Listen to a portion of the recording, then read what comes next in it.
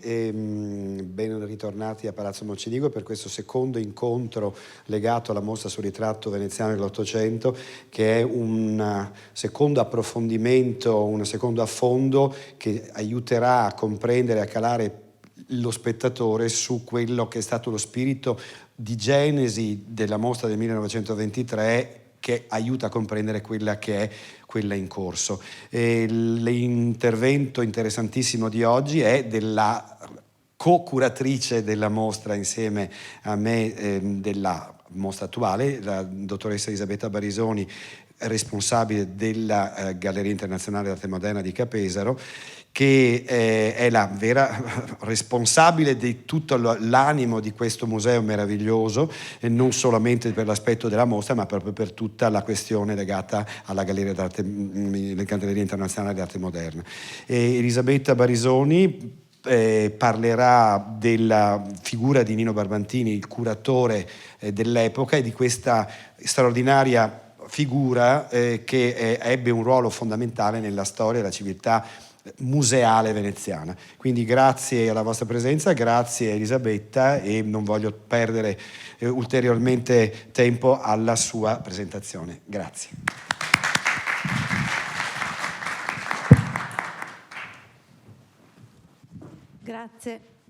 Grazie al professor De Feo, di cui molti di voi hanno seguito la conferenza lo scorso martedì.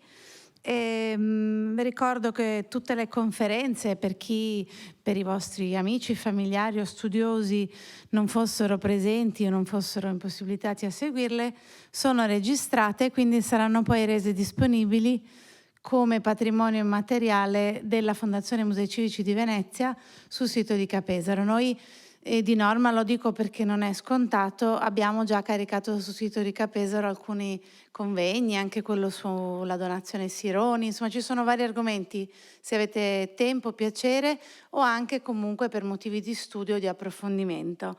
Il prossimo martedì, l'ho visto entrare in sala e lo annuncio con grande piacere, ci sarà il conservatore di Capesaro, il dottor Matteo Piccolo, che ci parlerà della seconda parte di quello di cui parlo io oggi, perché oggi volevo fare un omaggio, insomma, a 360 gradi a Nino Barbantini, che fu il primo direttore della galleria e fu anche l'ideatore di questa straordinaria mostra nel 1923.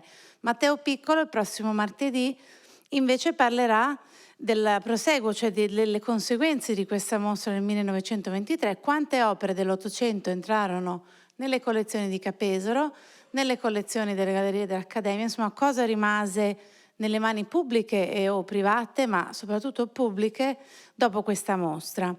Per chi di voi l'ha già visitata, in ogni caso vi ricordo che ogni conferenza è preceduta dalla possibilità di una visita accompagnata da noi, da me o dal professor De Feo o da tutti e due, possibilmente alle 3:30 a Capesaro, quindi prima la visita e poi le conferenze, ma le conferenze sono ovviamente... Eccoci qua, sono diciamo fruibili anche senza la visita, non serve che ogni volta veniate da noi, anche se ci fa piacere, perché devo dire che è una mostra così ricca, quella che abbiamo riallestito al secondo piano di Capesaro, che ogni volta che anche noi stessi ci torniamo scopriamo nuovi particolari, nuove caratteristiche delle opere, quindi veramente mi fa piacere che sia una mostra da sedimentare, ancora dura fino al primo aprile, quindi abbiamo tempo. È un omaggio al primo direttore di Capesaro con cui, diciamo, su cui oggi vorrei diciamo, riflettere con voi, soprattutto perché non è solo una mostra dovuta, ma è anche un omaggio dovuto dal mio punto di vista, perché vedete Nino Barbantini, oltre ad aver curato, è quest'uomo qui in un ritratto di Pio Semeghini, un piccolo ritratto che abbiamo in collezione, non fu solo il primo direttore della galleria e anche il primo segretario dell'Opera Bevilacqua La Masa, quindi colui che diede inizio anche alle più antiche residenze d'artista che possiamo avere nel nostro territorio e anche tra le più antiche in Europa, ma soprattutto con la mostra dell'Ottocento diede avvio a una nuova impronta di Capesaro. Capesaro e anche le collezioni civiche non sarebbero quello che sono adesso se non ci fosse stato Nino Barbantini. E quindi quando il professor De Feo ci ha proposto questa mostra, io l'ho abbracciata non solo perché era un'occasione unica per tirare fuori le nostre collezioni di Ottocento che sono spesso sacrificate, perché i metri quadrati di Capesaro, considerando che abbiamo in questo momento 6.200 opere in collezione, sono sempre gli stessi, ne abbiamo esposti in questo momento 110. Pensate alla proporzione tra opere esposte e opere conservate. Ecco, l'Ottocento non solo viene sacrificato, purtroppo per fortuna talvolta abbiamo nuovi arrivi, nuove donazioni, e quindi era un'occasione unica per esporlo e poi per prendere in prestito dalle istituzioni gemelle, sorelle, per esempio le gallerie dell'Accademia, avete visto quanti prestiti ci sono, anche da loro opere che non avevano esposto, o non tutte, e ricostruire un percorso proprio sul XIX secolo, compresi tutti i musei dell'area, appunto questa che abbiamo definito delle Venezie, che non è quello che adesso si chiama Nord-Est, anche se Nord-Est è un termine più economico e sociale inventato negli anni 90, sono le Venezie, quindi tutti i musei a cui abbiamo chiesto e da cui abbiamo ricevuto dei prestiti importantissimi. Quindi Bassano, Padova, Vicenza, Udine, Pordenone, Trieste, tutto questo territorio che gravitava su Venezia. Ma non è solo per me una grandissima occasione di celebrare l'Ottocento e le nostre collezioni, soprattutto quando appunto Roberto De Feo ci ha proposto il progetto, era un'occasione per rendere un altro omaggio, un nuovo omaggio a Nino Barbantini. Già Nino Barbantini è stato oggetto di un interessantissimo convegno tenuto a Monselice dalla Fondazione Cini, che ne ha ripercorso, adesso la pubblicazione degli atti del convegno mi pare che sia imminente, che ne ha ripercorso tutte le sfaccettature. Mi verrebbe da dire che nemmeno la Venezia contemporanea sarebbe tale senza Nino Barbantini, allargandolo da Capesaro alle altre istituzioni in cui lui è intervenuto. Per esempio il Settecento veneziano, e quindi Carezzonico, posso parlare di un altro dei nostri musei, e poi la Fondazione Cini, insomma tante istituzioni veneziane in cui Barbantini ha messo il suo apporto positivo. Ma chi era poi Nino Barbantini che vedete qui? Si era laureato in giurisprudenza, quindi era un outsider degli outsider, ma non era nemmeno veneziano. Questo con Roberto De Feo ce lo diciamo spesso, e forse anche da questo suo non essere veneziano venne la libertà nell'interpretare più liberamente e in modo meno accademico l'Ottocento veneziano. È come se certe volte, e capita anche nella nostra vita privata, ci vedessero meglio gli altri da fuori che noi stessi da dentro. È un po' la ricostruzione che lui fece da non accademico, quindi giurisprudenza, ma da grande cultore della storia dell'arte, e poi appunto da ferrarese, quindi non da veneziano. Una tradizione indubbiamente artistica molto forte nella città di Ferrara, però lui non era invischiato, passatemi questo termine, nelle scuole, nelle diatribe, nelle lotte che ci sono sempre in ciascuna città, specialmente nelle città che producono moltissima arte, come ha sempre fatto Venezia. E vi volevo leggere un testo che lui scrive dopo aver fatto questa mostra, da cui parto per questa mia riflessione. È una parte di un brano che trovate anche nello scalone di Capesaro, perché lui proprio nel 1923 nel catalogo scrive: perché faccio questa mostra, sostanzialmente ci dice: non voglio dire che l'Ottocento valga in fatto d'arte il secolo che l'ha preceduto. Dà per scontato che il Settecento sia più noto, più celebre, forse anche più di valore, forse anche Barbantini ancora non conosceva bene l'Ottocento quando organizzò questa mostra, però dice una cosa molto interessante. Fin qui si ammetteva pacificamente che la pittura veneziana del Cinquecento, così moderna nella sua immortalità, avesse ispirato e dominato il romanticismo e il realismo francese, cioè i due fatti maggiori della storia artistica del secolo scorso in tutto il mondo. La pittura veneziana del secolo XIX, pure tra circostanze talora sfavorevoli, continua non indegnamente la pittura veneziana dei secoli d'oro.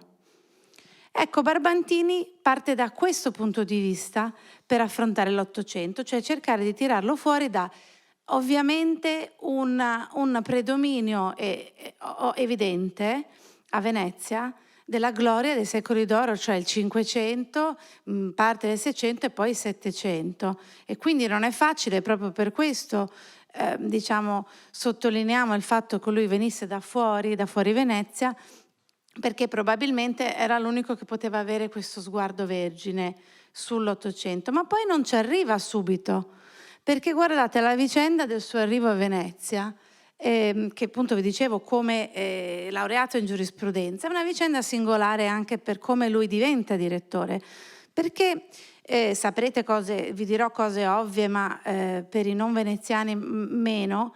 Il palazzo di Capesaro venne donato alla fine dell'Ottocento dalla duchessa Felicita Bevilacqua La Masa alla città di Venezia, con un testamento molto noto, o almeno molto pubblicato, in cui la duchessa singolarmente dava il palazzo al comune perché ne facesse il luogo dell'arte, soprattutto il Palazzo delle Arti per gli artisti, arti e industrie veneziane, soprattutto per gli artisti non invitati alle esposizioni ufficiali. Un testamento potente, diciamo, dal punto di vista del mecenatismo, perché viene molto prima illustri mecenati del Novecento, ma anche un po' sibillino, perché arte e industrie veneziane e gli artisti non accolti alle esposizioni è un'interpretazione che viene un po' tirata per la giacchetta. E soprattutto il Comune di Venezia, che inizia dalla seconda Biennale veneziana, dal 1897, a comprare massivamente alle biennali, quindi insomma parliamo di ingressi di numerose opere, anche capolavori molto importanti nelle prime biennali veneziane.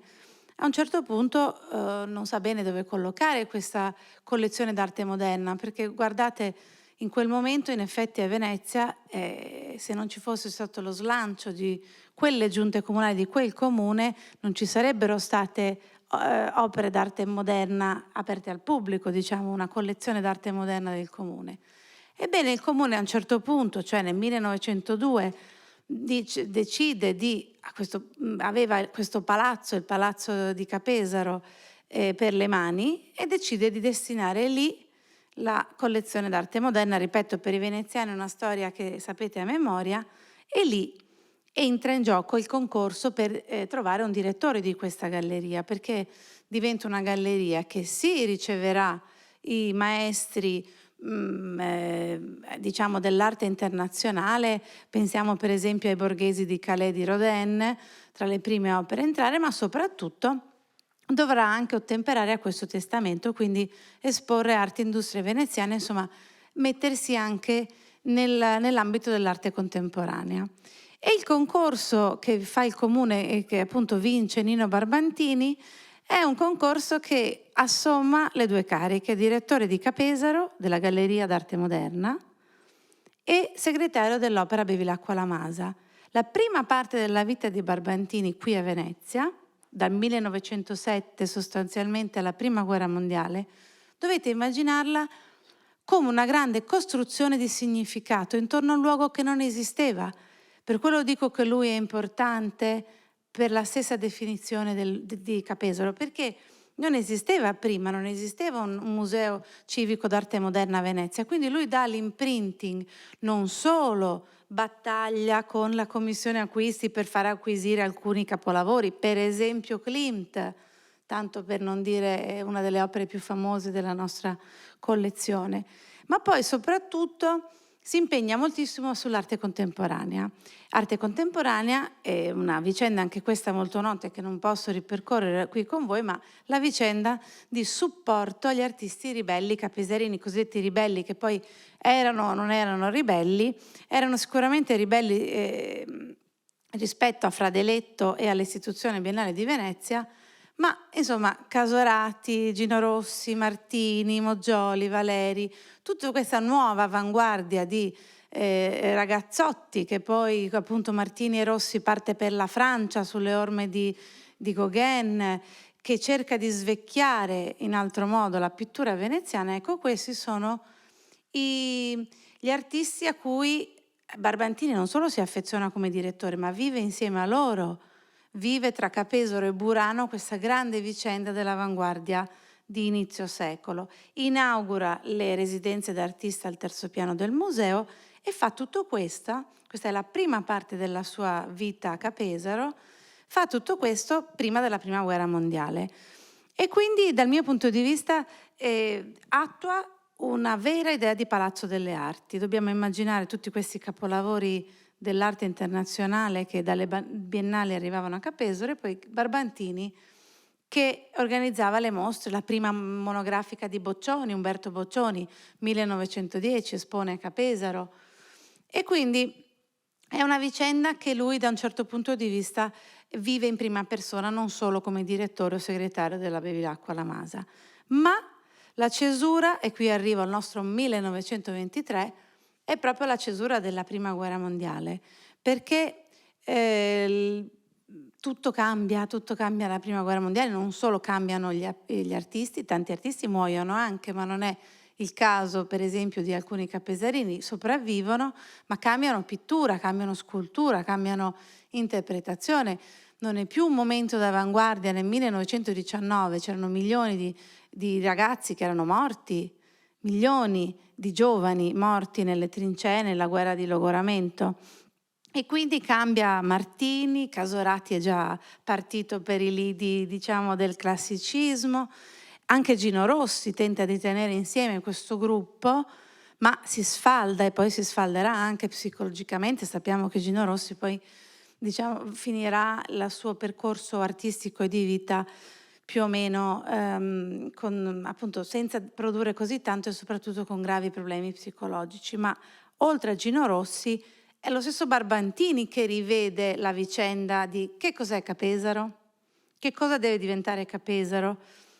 E quindi da Palazzo delle Arti lui ha questa intuizione, che non è un'intuizione solitaria. Badate bene, di fianco al suo ritratto vi ho messo una piccola lettera, ma ce ne sono molte nel nostro archivio della galleria, che si scambia con Margherita Sarfatti. Vabbè, voi, per chi mi ha già sentito parlare qualche altra volta, è una mia grande passione, una critica d'arte veneziana, ebrea, amante del Duce, tutto quello che volete sommare, su cui ho fatto la mia tesi di dottorato e scritto un libro monografico, quindi Margherita Sarfatti quando salta fuori ovviamente mi attira sempre, mi affascina.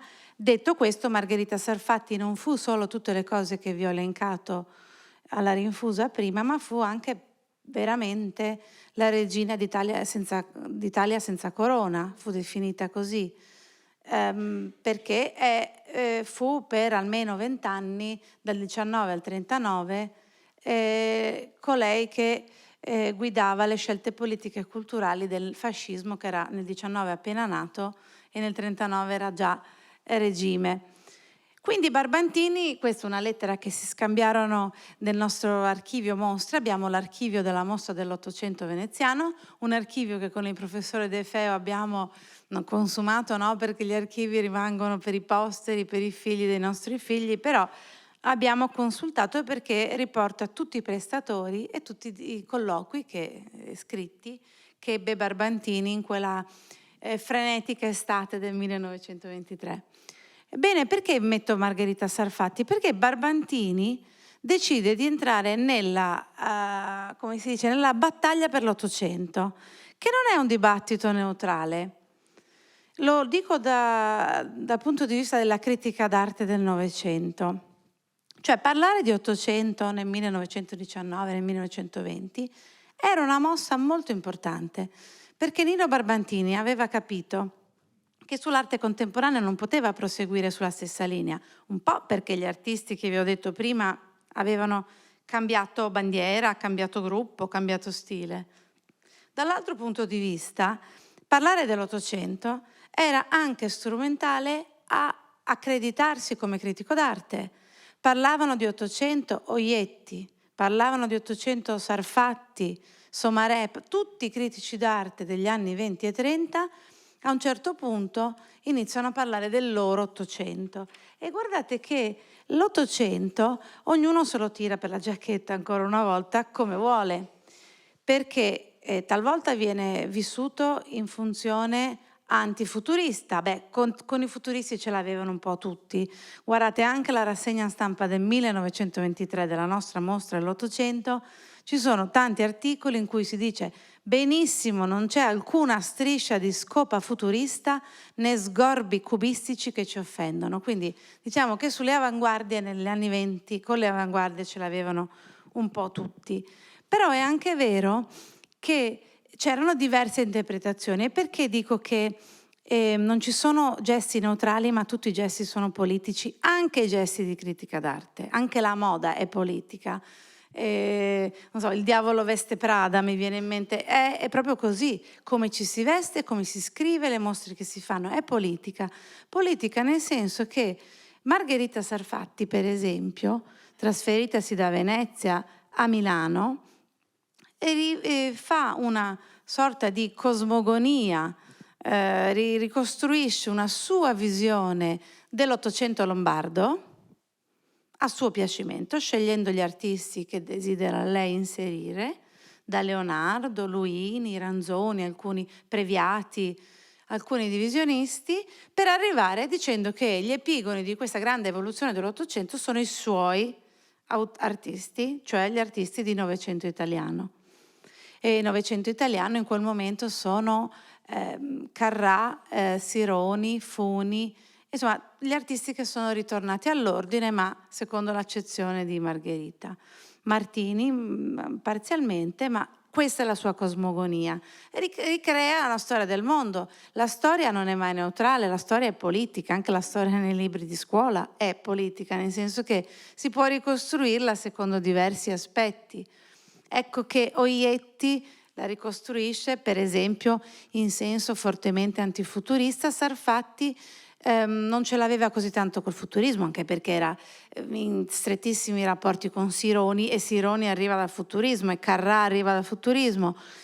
Barbantini aveva un amore enorme, cioè l'arte francese, e per lui l'arte francese, su cui aveva fatto il suo concorso e vinto il suo concorso, nel suo concorso scrive di Magliavin e scrive di Corot.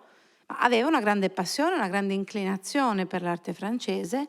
Per esempio, Barbantini e Sarfatti si scontravano su Novecento italiano. Lui, quando parla di Sironi, Barbantini dice che sente puzza di chiuso, asfissia, polvere, perché ci sono tutte queste riprese classiche che a lui non interessano. E invece appunto gli piacciono gli autori che hanno respiro, il paesaggio, una linea francese del Novecento.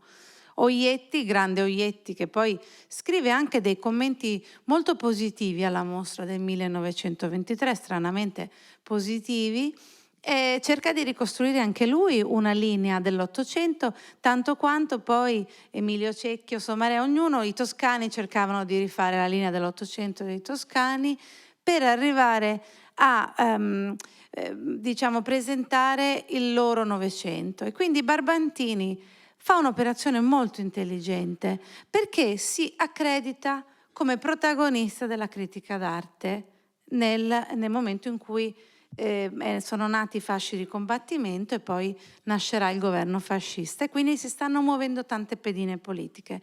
Vuole ricreare una scuola di Venezia. Io penso che la sua operazione sull'Ottocento sia proprio iniziare a creare la scuola di Venezia, che poi lui fa terminare con Favretto, ma che poi prelude ai giovani, Ciardi, Tito, cioè prelude ad altre scuole di Venezia che sono più dentro il Novecento. E in fare questa operazione, ecco, vi avevo messo una riproduzione su Emporium dell'ottobre del 23 di una delle opere più celebrate, per esempio dalla rassegna stampa dell'epoca, la Virginia Sartorelli, che delle nostre collezioni, ed è pubblicata appunto da Gino Fogolari. Ecco, nel fare questo Barbantini fa altro, perché come vi dicevo all'inizio, non solo riforma in buona sostanza la visione che lui ha di Capesaro, perché abbandona parzialmente, però insomma non si concentra solo sull'arte contemporanea, ma inizia a parlare di rassegne storiche, e nel giro di pochi anni Barbantini si occuperà di moltissime rassegne storiche, perché poi nel suo percorso a ritroso, a Rebours, si inizierà a occupare di Settecento, curando importantissime mostre, anche riallestimenti di Settecento, quindi insomma toccando uno dei secoli ancora più, diciamo, spinosi della tradizione veneziana. E poi la pittura ferrarese, ma lì giocava più in casa, almeno come provenienza, e poi fa Tiziano e Tintoretto, fa le monografiche a Capesero negli anni 30, il 35, di Tiziano e Tintoretto, quindi entra fino al Rinascimento, diciamo, arriva fino ai mostri sacri dell'arte veneziana, continuando a scrivere sia di artisti contemporanei sia di arte antica. Per esempio, alcune sue intuizioni, non voglio entrare nell'ambito del lavoro dei colleghi, del bravo collega di Carezzonico Alberto Krajevic, ma per esempio su Settecento l'impronta del Settecento a Venezia data da Barbantini è ancora presente. Questa idea della retrospettiva, adesso noi lo diamo per scontato, perché adesso siamo abituati ad avere retrospettive sui primitivi degli anni 20. Nel 1923 la critica d'arte era molto più concentrata, diciamo, soprattutto nei musei più che nelle gallerie. Nei musei si facevano le mostre dei presenti, il premio Bevilacqua alla Masa, c'era la monografica di Boccioni che era vivo vivissimo, anzi arrivava con le opere fresche di pittura. Fare una mostra retrospettiva sull'Ottocento, come fece Barbantini nel 1923, fu un modo anche per inaugurare un nuovo tipo di mostre, di esposizioni temporanee. Sono esposizioni dedicate a un tema del passato, adesso siamo molto più abituati ad averle, e che, diciamo, si collocassero a metà tra la ricerca e la divulgazione. In che senso intendo dire? Che Barbantini alla fine non studia così tanto l'Ottocento prima di questa mostra, perché, come forse avete sentito in qualche intervento, in qualche visita, Barbantini decide, l'ok del Comune di Venezia nel luglio del 1923. E il Comune di Venezia gli dice che va bene, sgombera il secondo piano di Capesero dalla collezione permanente per fare spazio alla mostra. Già il fatto di sgomberare una collezione museale non è una cosa ovvia nel 1923. Adesso mettiamo, togliamo, facciamo, costruiamo, ma le collezioni museali di norma erano collezioni fisse lì e stavano lì. Lui libera il secondo piano e nell'estate appunto frenetica di quel 1923 raccoglie, lui stesso lo dice poi in catalogo, non in modo sistematico, ma nemmeno in modo casuale, ma insomma facendosi aiutare dai suoi amici direttori dei musei che prima citavo e anche dai collezionisti veneziani, dalle cose che lui vede, per cercare di ricostruire più Ottocento veneziano possibile, cercando di non perdere i maestri, ma ci sono alcuni autori che sono iperrappresentati e ci sono alcuni autori che sono poco rappresentati. Per esempio, uno degli autori più celebrati fu appunto proprio Rigoletti, anche dalla stampa locale, ma anche perché di Rigoletti ce n'erano tantissimi in mostra, per cui lo stesso Barbantini alla fine, secondo noi, venne soverchiato dall'idea che ogni direttore di museo gli mandò molte più opere di quelle che forse lui poteva gestire. Il catalogo fu fatto, appunto, riporta alcuni errori, alcuni refusi, ma ci mancherebbe, noi non siamo qui a correggere Barbantini. Anzi, non saremmo qui se non ci fosse Barbantini, né io né De Feo. Però è l'origine di lui, sente che è il momento giusto, il comune gli dice che va bene e fa questa mostra che in realtà è in contrasto con l'idea del museo e quindi non solo Capesero passa da galleria a museo, come diceva in uno scritto di qualche anno fa Flavia Scotton, che fu una responsabile di Capesero prima di me, perché passò da essere una galleria d'arte contemporanea, diciamo il luogo Palazzo delle Arti, un po' una factory, come direbbe Andy Warhol, a diventare museo, ma diventò anche un museo che indaga sull'arte del passato. E a quel tempo, appunto ce ne parlerà il dottor Piccolo il prossimo martedì, le collezioni di Capesero non giustificavano una mostra intera dell'Ottocento, perché Capesero aveva opere di altri artisti, ma non tantissimo di Ottocento. Eccoci qua. E poi Barbantini, abbiamo pochissime foto, diciamo, dell'allestimento. Le abbiamo pubblicate in catalogo, le abbiamo viste anche l'altra volta con De Feo, però sono preziosissime, non solo perché ci danno il sapore di quello che venne, diciamo, del palazzo, di come venne allestita la mostra e anche della sensibilità. Vi parlavo prima della sensibilità di Barbantini rispetto al Settecento. Ecco, questa secondo me fu la prova generale di Barbantini per gli allestimenti, perché lui riprodusse questo tipo di ambientazione quando poi fece le mostre sul Settecento o quando si impegnò anche su Carezzonico o le prime idee di musealizzazione del Settecento a Venezia. Quella è una specie di prova generale. Noi non abbiamo, per chi di voi ha visto la mostra, penso tutti, non abbiamo riprodotto lo stesso allestimento molto connotato e molto anni '20. Lui voleva ricreare una casa borghese, una casa di alta borghesia, un interno accogliente e poi, come testimoniano alcune sale, appunto, secondo me, non era guidato evidentemente dall'idea della linearità, del white cube che abbiamo adesso, ma in alcuni casi secondo me mise le opere una sopra l'altra anche perché gliene arrivarono troppe, cioè perché a un certo punto non sapeva più dove metterle. Però vedete, il secondo piano del museo venne allestito, adesso c'è una bella descrizione che vi leggo da un articolo sulla Stampa, venne allestito a descrivere appunto un ambiente borghese nobiliare. Vi leggo perché è più incisivo delle mie parole. Pareva di entrare nel palazzo sontuoso di un ricco amatore d'arte. Tanto felicemente si sono avviate le sale con la distribuzione dei quadri e con mobili di oggetti decorativi e tappeti che ne formano una perfetta ambientazione con rispetto di carattere e di stile. I soggetti, tutti intimi, la tecnica serena e compassata, danno l'impressione di scoprire un vecchio appartamento da tempo immerso nella solitudine e pieno di ricordi del passato. Ecco, questo è l'effetto che lui voleva probabilmente dare. Adesso è un po' romantico questa descrizione di questo giornalista, però l'effetto di dire: entro nella casa di un collezionista, un amatore, nella casa delle famiglie. Se ci pensate, poi il ritratto era proprio quello, perché noi siamo dei voyeur, cioè stiamo indagando, entrando nelle identità, nelle storie, nelle vicende, nelle case delle persone.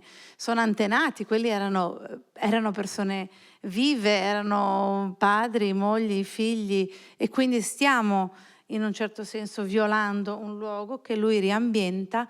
Noi non l'abbiamo ambientato così, ovviamente è un gusto diverso, ma questo tipo di allestimento è per lui, anche questo è una cosa molto innovativa, perché poi lui la prova non solo nella mostra che fa per la Biennale nel 28 del ritratto dell'Ottocento, altra mostra in cui collabora con Margherita Sarfatti. Poi vengono eliminati entrambi dalla scena culturale, ma ci arrivo. E poi anche per il Settecento, anche per ambientare la sua idea del Settecento, quindi vivere per esempio il sogno del Settecento, della sospensione settecentesca. Pensate che la mostra, appunto, organizzata con questi termini, quindi molto velocemente, e inaugura l'8 settembre alle 10:30 nel salone del primo piano di Capesero con i discorsi ufficiali. Abbiamo tutta la rassegna stampa dei discorsi ufficiali. Pensate che registrò un enorme successo di pubblico. Difatti le poche immagini che abbiamo sono proprio da questo resoconto, rassegna, come si può dire, report diremmo adesso, che Barbantini fa per il comune. Questa è un'altra sala. È una sala che presenta appunto una scrivania, un ambiente intimo e quindi i drappeggi, le tende, tutta un'ambientazione appunto molto caratteristica. Ecco, ebbe così tanto successo questa mostra perché ebbe 8.000 visitatori paganti nel giro di 2 mesi. Quindi Barbantini non solo fu, diciamo, innovativo nel pensarla, ma anche nel promuoverla. Ho trovato alcune scritte, poi lui al comune scriveva ininterrottamente perché rompeva le scatole, magari anche quello è il modo per farsi rispondere. Lui continuava a scrivere per avere le affissioni, per avere le promozioni. Adesso guardate, sono cose banali, perché noi è ovvio che viviamo in un momento della promozione, della comunicazione, delle visualizzazioni, ma lui esigeva per Capesaro un'attenzione da parte del comune, e poi aveva stretto alcuni, non so, biglietti scontati con le ferrovie dello Stato, non so come si chiamassero, comunque delle convenzioni per i visitatori. Sono intuizioni che io ho trovato. Tanti storici hanno scritto, hanno parlato prima di me di Barbantini. È vero che lui è una nuova figura di operatore museale, è anche una nuova figura di manager, cioè mentre comunque è molto stretto dal punto di vista della critica d'arte, non tanto sull'Ottocento. Io ritengo che alla fine Barbantini sull'Ottocento avesse fatto quello che poteva fare in questo breve tempo. E poi magari ci si appassionò più avanti. Ecco, però come promotore culturale questa mostra è una mostra epocale, che adesso noi, tirando fuori, abbiamo avuto l'occasione di studiare dal punto di vista dell'Ottocento, appunto, dei pittori, dei singoli protagonisti, ma anche capire com'era il meccanismo di organizzazione delle mostre. E non era abbastanza studiata, secondo me, nella storia della museologia italiana. Barbantini quindi è non solo appunto innovativo dal punto di vista della promozione, ma anche, guardate, questa è la copertina che avevo promesso a qualche visitatore, perché è il quadro con cui noi apriamo, è la copertina di questa sorta di rivista della città di Venezia, che è una sorta di resoconto della mostra, di quante opere ci sono, di tutte le azioni intraprese, che Barbantini fa più che altro per far vedere i risultati. Appunto, è come se facessimo un report della mostra per la cittadinanza, e vedete, questa è l'impostazione proprio grafica con il ritratto con cui noi apriamo la mostra. Ecco, Barbantini fa questo e vince, perché si colloca, ritornando a quello che vi dicevo a principio, riesce a collocarsi nel panorama nazionale della critica d'arte. Vi accennavo prima che rimane in contatto, viene coinvolto in numerose occasioni della Biennale, ma rimane in contatto con appunto, Margherita Sarfatti, ma anche con altri attori del panorama della politica culturale italiana. E quindi si può occupare di porcellana, carezzonico, di Rinascimento, di Ottocento, di Tiziano e Tintoretto, fino a un certo punto. E quindi permettetemi di fare, diciamo, di concludervi la biografia di Barbantini a Capesaro, perché Barbantini già nel 1928 si dimette dal ruolo di segretario della istituzione Bevilacqua La Masa. E questo ci dà l'indicazione di quanto stia mollando o debba mollare la parte contemporanea. E si tiene la direzione di Capesaro. Però gli anni 30, quindi sono tutta un'altra storia anche rispetto a questa mostra epocale. Gli anni 30 sono un inasprimento molto, molto ampio e molto persistente della maglia fascista sulle arti visive. Diciamo che negli anni 20 il governo fascista non aveva tempo, interesse o capacità, tutte tra le cose direi, per interferire così tanto nell'organizzazione delle rassegne. Dal 1930 in poi è un po' diverso. Per esempio, se considerate la Biennale di Venezia nel 1930, è una biennale totalmente diversa, non so, da quelle degli anni 20. Questo perché? Perché Barbantini viene pian piano, lui a posteriori dirà: sono caduto in fama di eretico, no? Sono diventato un po' sgradito. E questo non solo perché lui aveva questa naturale avversione per l'arte del Novecento italiano, ma probabilmente perché era uno spirito troppo outsider, un cane sciolto, alla fine non aveva protettori, e aveva sopra di lui passavano dinamiche politiche troppo, quindi la fase d'oro di Barbantini secondo me si colloca proprio nei primi anni 10 per quello che vi dicevo, e poi nel 23, nel 28 e poi una fase calante. Gli viene impedito di scrivere d'arte contemporanea, come se lui non fosse mai stato un talent scout, non fosse stato uno che aveva un intuito nell'arte contemporanea, e poi alla fine nel 1937 si ritira, va in pensione, insomma se ne va. Ma il 37 è una data insomma abbastanza indicativa, è la data in cui a Parigi si confrontano i sovietici e i nazisti, cioè se avete presente l'esposizione universale di Parigi del 37, 37 mette i brividi, è un anno che già ha dei brividi per l'Europa. E la stessa Margherita Sarfatti, non perché io adesso voglia parlarvi sempre di lei, però per concludervi anche una vicenda che è abbastanza indicativa, partita da Venezia, arrivata a Milano, trasferitasi poi a Roma di fianco a Villa Torlonia da Mussolini e scaricata pian piano da tutti. Una vicenda abbastanza simile, molto diversa come provenienza e anche come corso, ma simile nel destino. Sì, Margherita Sarfatti però aveva un problema, cioè era ebrea e quindi viene obbligata, a differenza di Barbantini, sostanzialmente a lasciare il paese, o lo lascia nel 38, nel 39 si imbarca per il Sud America e tornerà qui nel 1947. E 1947 che, così chiudo, spero di non essere andata, ah no, sono abbastanza in anticipo, ho parlato troppo velocemente. Ma così vi lascio la parola se volete, avete qualche curiosità. Ecco, il 47 che è una data che mi viene utile perché il 47 torna la Margherita Sarfatti in Italia, va bene.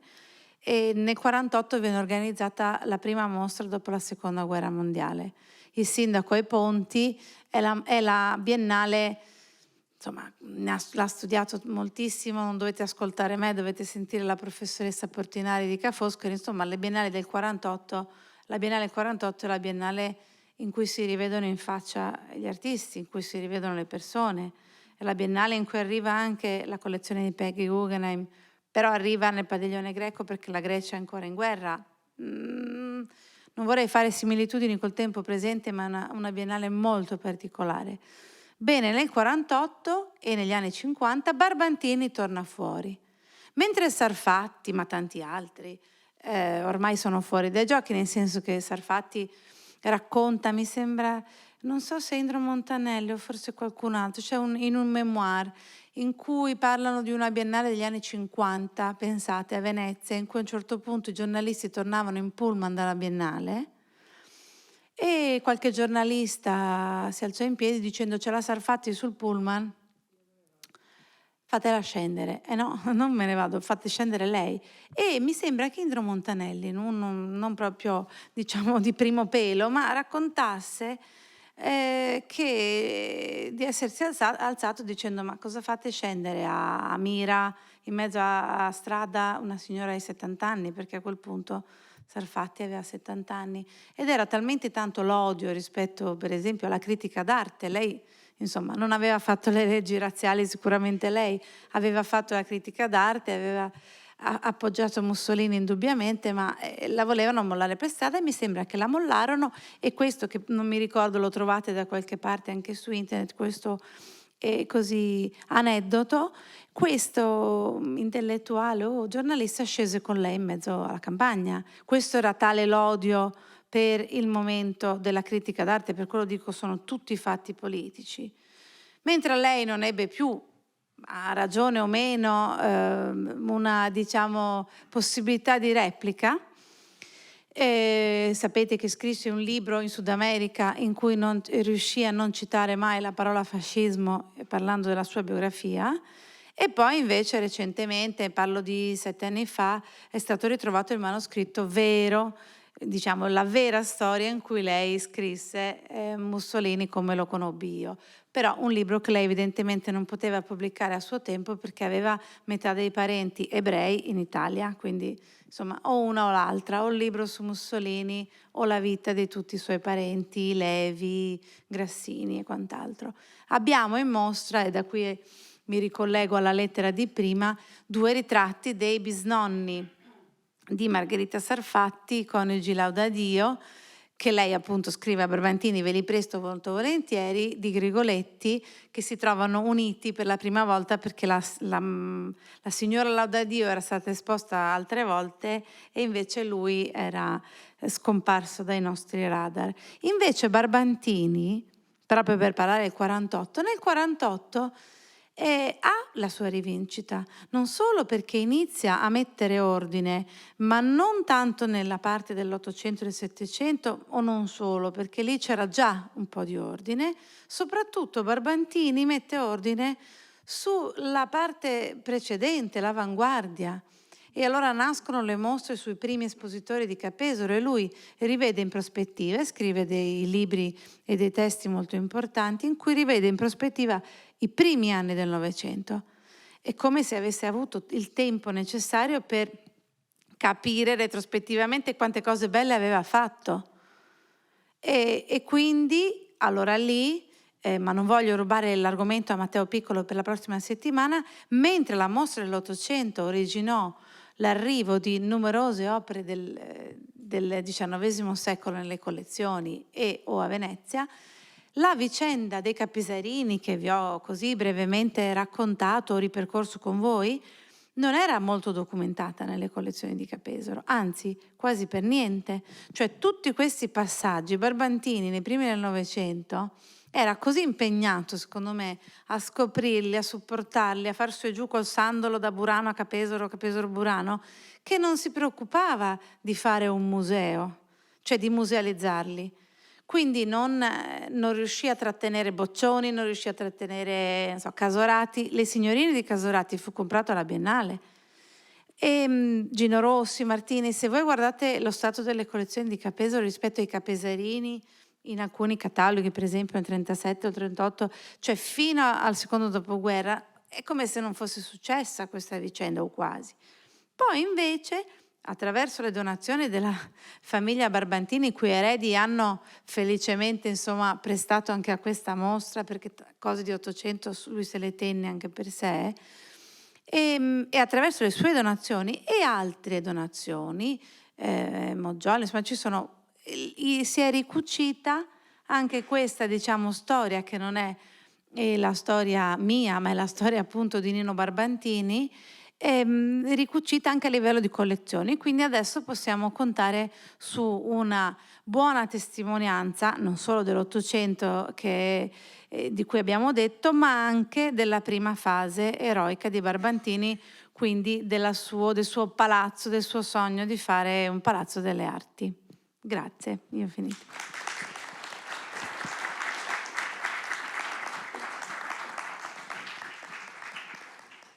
Se avete domande o curiosità, facciamo sgranchire le gambe al professor De Feo. No, non è vero.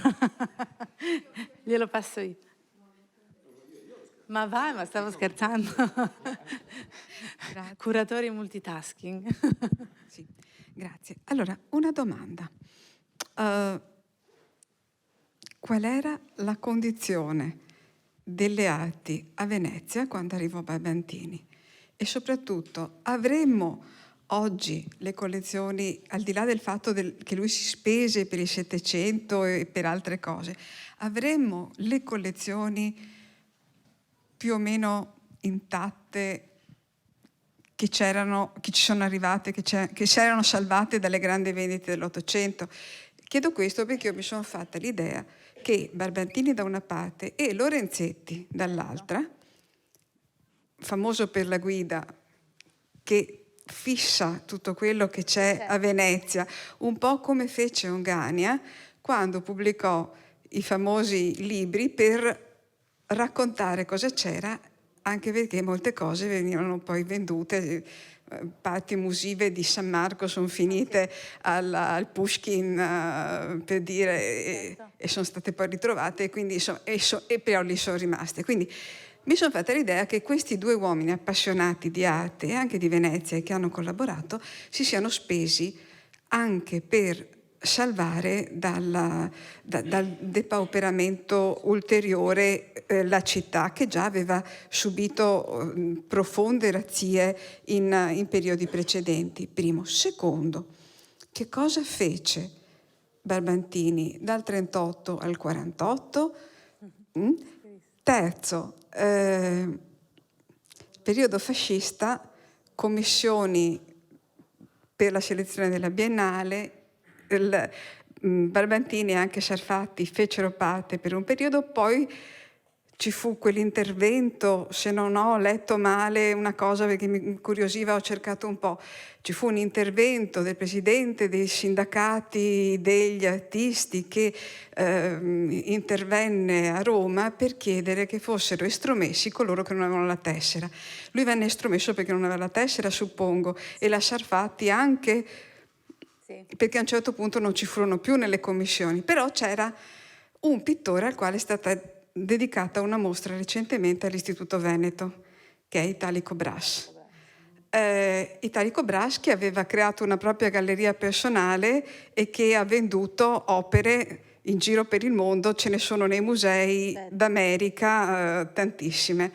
Bene, allora in questo quadro come si collocano Barbantini e Lorenzetti dentro a un clima fascista che si occupa anche di arte, dentro a un clima economico anche occupato da Volpi e Cini, ma soprattutto da Volpi che pretende che ci siano iniziative culturali perché devono portare turismo di qualità, e quindi lui si spende per la Biennale ma anche controlla la Biennale. Ecco, come si collocano queste due figure che sono molto legate perché Barbantini e Lorenzetti hanno lavorato insieme. Grazie, chiedo scusa perché è una domanda a fiume.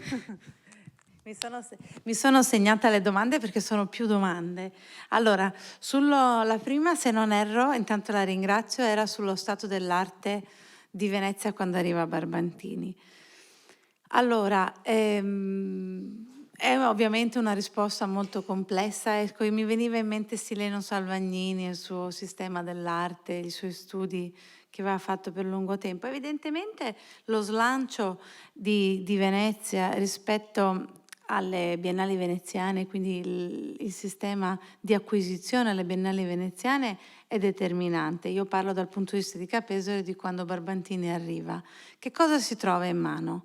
Deve fondare sostanzialmente le residenze d'artista, cioè deve capire come funzionare, deve capire come sopravvivere lui, perché alla fine lo sappiamo, ci sono delle edizioni delle mostre capesarine in cui Fra Deletto dice no, non ho avuto tempo di venire perché avevo altro da fare, queste cose di gioventù. A un certo punto Barbantini, ma molto presto, perché parlo del 10, dell'11, quindi era appena arrivato, capisce che lui la deve buttare sulla gioventù, perché la Biennale non era gioventù.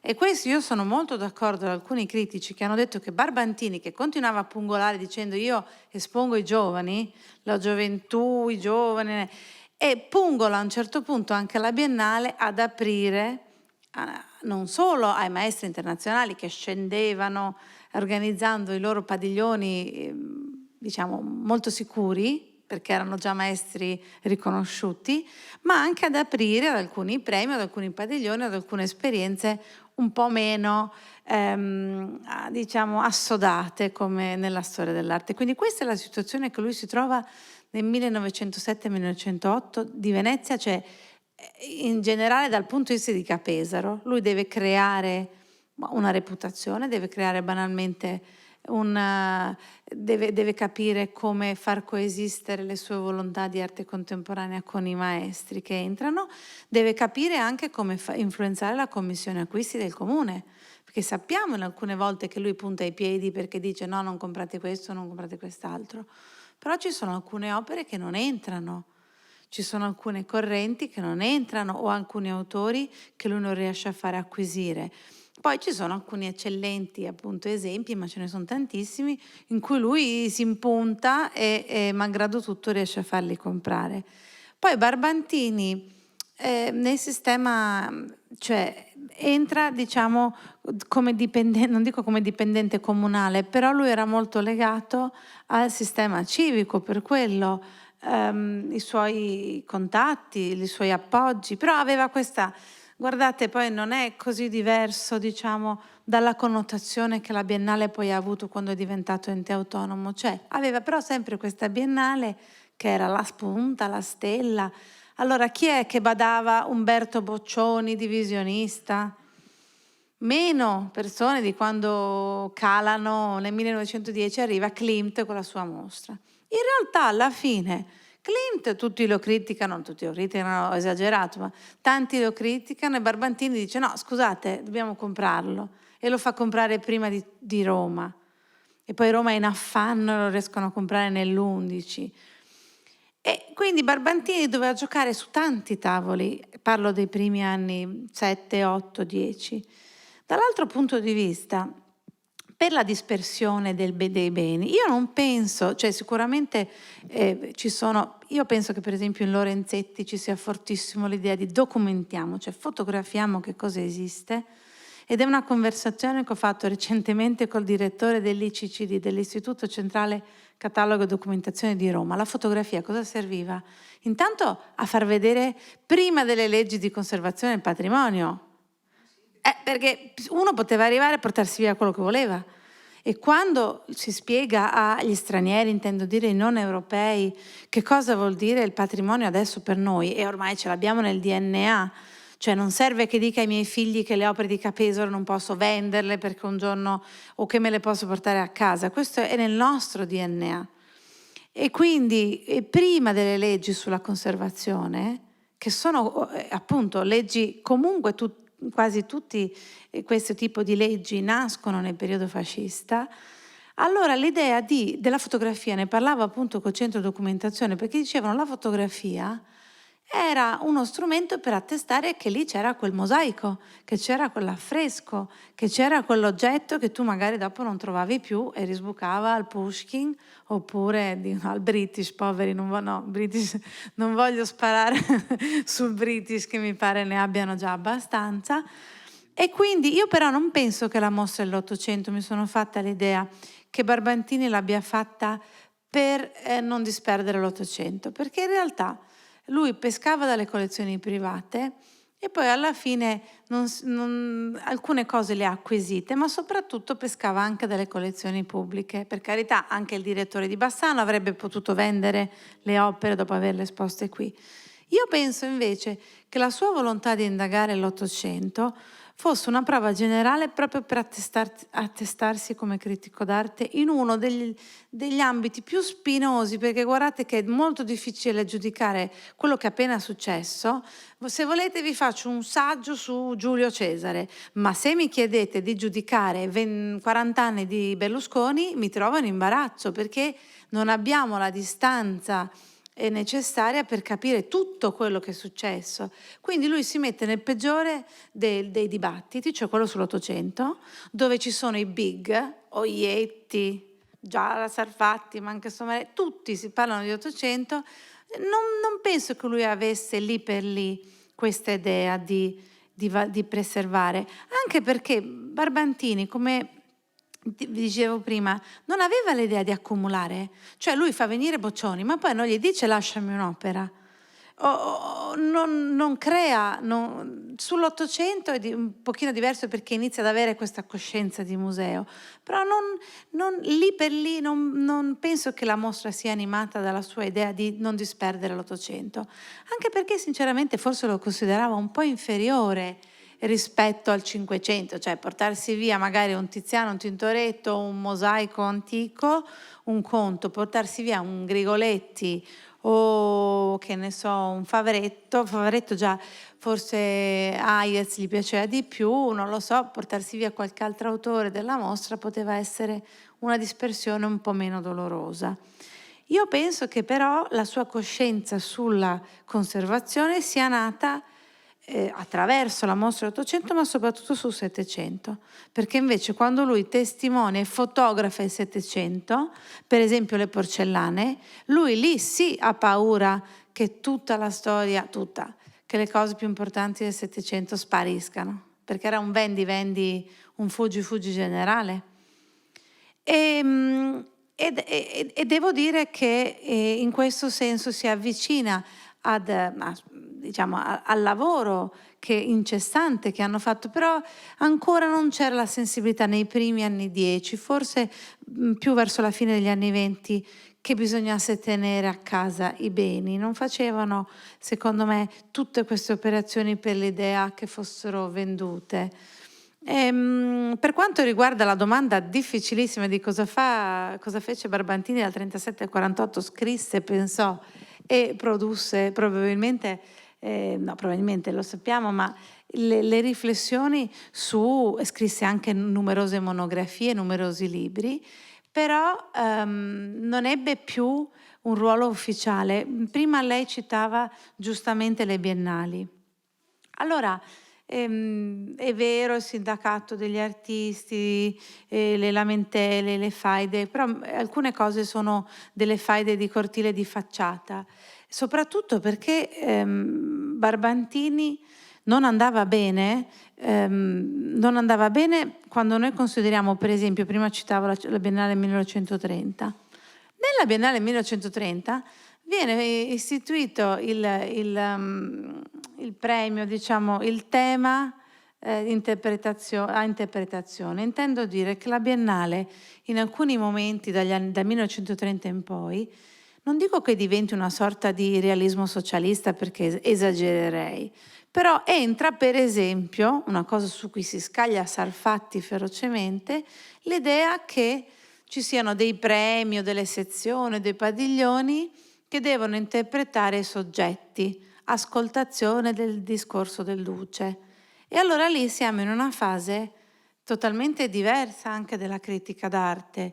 Sarfatti poi rispetto a Barbantini è un po' diversa, perché il suo potere direi che rimane ancora un pochino all'inizio degli anni 30, però aveva già nel 29 il Duce aveva già scritto e riscritto che non ne voleva più sapere di lei. È particolare il rapporto di Sarfatti, perché poi Sarfatti fino agli anni 30 viene spedita in giro a presentare le mostre, a parlare dell'Italia fascista, ma non si capisce a che titolo, perché poi Cipriano e Fisioppo a Roma si stava facendo la sua Italia. Poi non siamo mai stata una nazione, eravamo una nazione molto giovane, forse disunita, perché ognuno parla, praticamente Sarfatti parlava al nome dell'Italia, poi metà dell'Italia non sapeva che cosa facesse lei, quindi è una situazione ancora diversa. Ma l'estromissione dalla Biennale è indicativa per entrambi, perché mentre nel 28 poi altalenante, quindi si va verso una chiusura per cui non interessa più, secondo me simbolicamente, l'idea del critico d'arte alla Barbantini, ma bisogna avere il sindacato fascista, cioè c'è un irrigidimento, una cosa in cui non siamo stati bravi come i tedeschi, e meno male, ma delle burocrazie, anche delle lotte appunto di cortile. Alla base c'è l'idea che si debba essere incanalati appunto in un gruppo di potere soprattutto, e la lotta politica è alla base poi della esposizione internazionale, come in questo caso la Biennale, e quindi un po' si tollerano. Barbantini un po' viene tollerato, però viene estromesso dall'esposizione, diciamo, più importante di Venezia, e poi gli viene detto che non deve più scrivere di arte contemporanea, e poi accompagnato elegantemente alla pensione. Diciamo, ve l'ho fatta un po' facile, ma è così. Ed è una generazione che si autocensura o si tace. Alcuni riescono a rinnovarsi e sopravvivere, però gli anni 30 sono una cesura enorme, per cui noi abbiamo di bello dal 19 al 29, è un altro periodo storico rispetto al 30-39. 30-39 è un momento anche per le proposte delle biennali francamente molto altalenante, cioè anche per le opere che entrano a Capesaro, episodi, potremmo citarne decine, gli episodi di Hitler in Biennale, Cagnaccio di San Pietro, ce ne sono di episodi che coinvolgono Venezia e soprattutto in cui si capisce che ormai i tempi sono molto cambiati per la città di Venezia. La stessa Sarfatti scrive a Barbantini, lo difende finché lei ha potere, e che lui poi viene attaccato da più fronti e lei lo difende, poi a un certo punto lei non può difendere più nessuno e alla fine difende se stessa e poi scappa.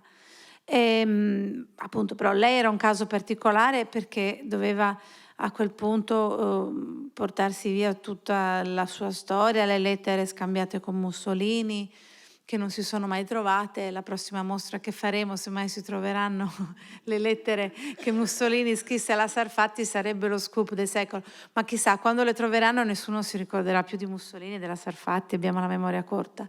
Però in effetti è un momento molto diverso, ci sono delle tappe molto importanti sia a livello simbolico che politico. Il 29 per me è un discrimine, per esempio, e la Biennale del 30 è sconfortante, il quadro a tema, adesso non mi ricordo come venne chiamato, ma proprio con un tema e mi viene in mente il realismo socialista, cioè i quadri sovietici, in cui bisognava interpretare al meglio un tema di propaganda sostanzialmente.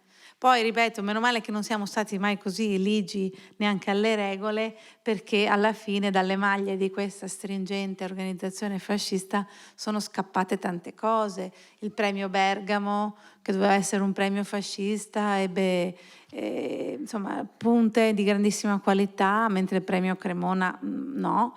Però meno male che poi alla fine gli artisti in Italia erano più indisciplinati che altro. Ci sono altre domande? Sì, prego. Se mi alzo mi cadono tutte le cose che ho sulle ginocchia, chiedo scusa. No, parliamo di soldi. Ma Barbantini aveva denaro pubblico in tasca? Perché una delle curiosità, l'arte è anche una questione di affari, di economia, insomma, ci sono pagine intere ormai su Sole 24 Ore. Ma lui, perché i più bravi fanno anche con pochi soldi qualche volta, ma ormai è diventato raro. Ma lui è entrato con grande potere all'inizio. All'inizio? Io ho guardato tutti... No, dico all'inizio perché uno che vince un concorso credo che sia anche una cosa piuttosto rara per... No? E poi comunque avrà disponibilità. Sì, era un concorso di serie B quello di Barbantini, non era il concorso per i direttori dei grandi musei, era il concorso per funzionari comunali quindi non era un concorsone, non so come dire, come adesso magari una biblioteca civica rispetto agli Uffizi, non proprio questa dimensione, però era un concorso un pochino più in diminuzione, per quello accettavano anche i non accademici, quindi lui era laureato in legge. Era una galleria civica, però bene il comune non aveva presente che cosa farne. Io mi sono guardata, per esempio, nel caso della mostra, i conti che lui manda al comune.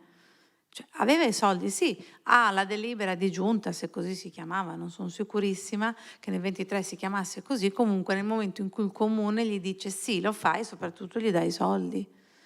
E lui fa tutti dei resoconti, quanti manifesti ha stampato, sono tutti conti. È evidente che doveva farli quadrare i conti, poi a un certo punto chiede altri soldi per pubblicare il cataloghino, poi insiste coi prestatori, no, portamelo tu, no, la cornice fatela tu, la Sarfatti che era un po' braccino corto diremo, gli scrive ma ci sarebbero però da fare a un certo punto dei lavoretti e cose, anche noi abbiamo restaurato moltissime opere ma adesso abbiamo insomma delle altre disponibilità, però lui dice ai proprietari o me le portate o magari sì, mettiamo noi una cornice, cioè tenta di far quadrare i conti tanto quanto facciamo adesso come operatori museali. Indubbiamente, dicevo prima, rompe le scatole al comune perché continua a farsi dare o soldi o visibilità. Giornalisti, c'è una rassegna stampa abbastanza diciamo, corposa dell'inaugurazione, e poi fa questi accordi appunto con i treni per i manifesti, per fare promozione. Siamo nel 1923, quindi abbiamo, non so, un livello basso di alfabetizzazione, anche poca gente insomma che leggeva, anche poca gente che studiava, che poteva andare alle mostre, per cui riesce a forzare la mano col Comune di Venezia, e tanto quanto riesce a forzare la mano col Comune di Venezia facendo comprare opere che nessuno voleva e costavano 9.000 lire. Cioè lui fa comprare alcune opere per Capesaro che costavano tanto proporzionalmente rispetto a, magari sì, al nome e anche poi al destino che hanno avuto. Quindi sono sicura, e questo non lo dico solo io, ma anche altre persone che hanno ricercato sulla sua figura, che avesse un carattere molto determinato. Poi era molto glamour, si era molto integrato nella società veneziana, quindi mondano, quindi poi lui cercava di farsi il suo gruppo di potere, anche perché appunto di fianco aveva l'accademia, gli accademici, lui non era veneziano, Fradeletto e quindi tutto l'apparato della Biennale, e Fradeletto che considerava sostanzialmente che lui facesse, non dico delle boiate, però che i suoi artisti non valessero un padiglione della Biennale. Quindi c'è un momento in cui lui va avanti come un treno malgrado. E infatti tanti artisti, per le mostre della Bevilacqua gli artisti portavano le opere, talvolta alcune sono anche rimaste, rimanevano lì, poi venivano a riprendersele, poi era un'organizzazione in cui ovviamente Barbantini doveva cercare di spendere, immagino io e leggo nelle carte, il meno possibile con il massimo risultato. Però aveva un bilancio, aveva delle richieste puntualmente con il Comune di Venezia. Adesso è una organizzazione manageriale che adesso ci fa più sorridere, insomma noi abbiamo una normativa molto più stringente, tasse di diverso tipo, cioè Barbantini, però lui rendicontava tutto. Poi aveva anche l'appoggio di Damerini, certo, finché Damerini è rimasto prima assolutamente. della costruzione alle dimissioni da parte di Borghi, e avere la Gazzetta di Venezia.